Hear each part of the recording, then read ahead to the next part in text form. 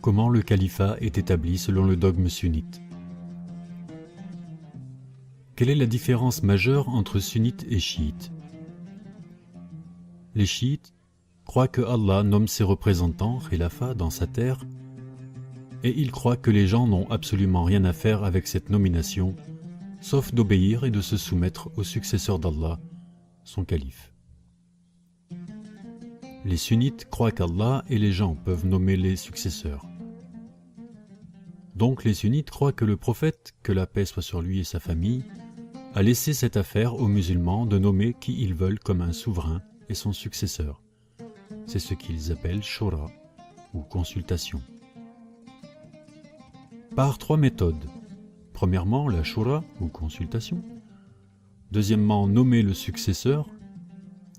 Troisièmement, l'oppression et la domination. Ces méthodes n'ont aucun fondement dans la loi islamique, mais elles ont été innovées.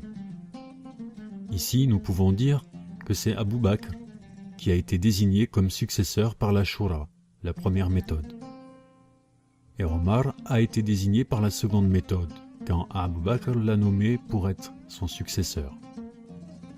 Et Muawiyya est devenu un successeur à travers la troisième méthode. Ces trois méthodes n'ont pas de trace dans les textes légitimes, ni le Coran, ni la Sunna. Par conséquent, ni une révélation divine, ni un texte prophétique n'est venu avec ces trois méthodes, même si le prophète, que la paix soit sur lui et sa famille, a tout clarifié aux musulmans avant qu'il ne décède. Et les musulmans avaient l'habitude de lire la parole d'Allah. Ce jour-là, j'ai parachevé pour vous votre religion.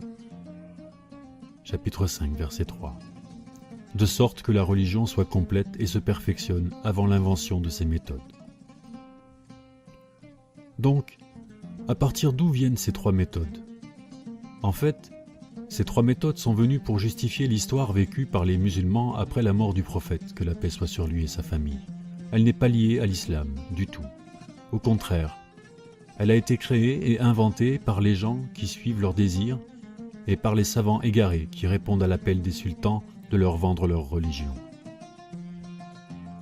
Puisqu'Allah est le seul qui peut connaître l'intérieur de chacun de nous et ainsi déceler le plus sincère, le plus sage et érudit, alors la preuve de la succession se trouve dans les textes divins et testaments des messagers. À chaque nation son imam, et il sera leur témoin au jour du jugement. Comme le Coran a mentionné que les imams guident par le commandement d'Allah, gloire à lui, parce que sans ses conseils, nous serons égarés. Nous fîmes d'eux des imams guidant les hommes par notre ordre. Nous leur avons envoyé les inspirations pour faire de bonnes actions, pour la salate et de pratiquer la charité ordinaire, et ils nous ont constamment servis. Chapitre Anbiya, verset 83. Un jour, nous appellerons l'ensemble des êtres humains avec leurs imams respectifs. Ceux qui reçoivent leur dossier dans la main droite liront avec plaisir, et ils ne seront point lésés le moins du monde. Sourate le voyage nocturne, verset 71. Et ceux qui prient, notre Seigneur, accorde-nous des épouses et des descendants qui seront le confort de nos yeux, et donne-nous un imam pour diriger les justes. Chapitre le discernement, verset 74. Donc la nomination d'un successeur d'un messager de Dieu est une affaire divine.